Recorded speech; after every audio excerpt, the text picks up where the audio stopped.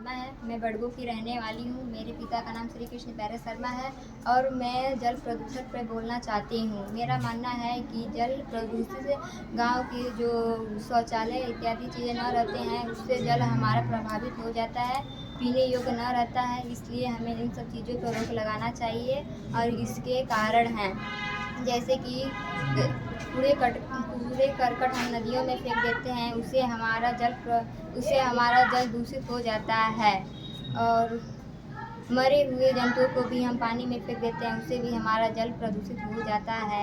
इस पे हमें रोक लगाना चाहिए। कम से कम इन सब चीज़ों का प्रयोग करना चाहिए जिससे हमारा जल प्रदूषित न हो। इसलिए हमें इन सब चीज़ों का कम से कम प्रयोग करना चाहिए।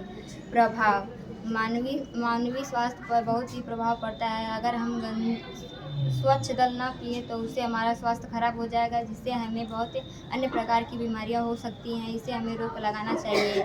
और दूसरा है, जंतुओं पर भी निम्न प्रकार के प्रभाव पड़ते हैं, उनका भी स्वास्थ्य खराब हो सकता है। इसलिए हमें जल का कम से कम दूषित करना चाहिए। उपाय: नदियों एवं तालाबों में कूड़ा करकट नहीं फेंकना चाहिए, जिससे हमारी नदी प्रदूषित हो जाती है। इस पर हमें नियंत्रण रखना चाहिए। और दूसरा पॉइंट है कि उस पर रासायनिक खादों अथवा इन इत्यादि चीज़ों का कम से कम प्रयोग करना चाहिए। ठीक।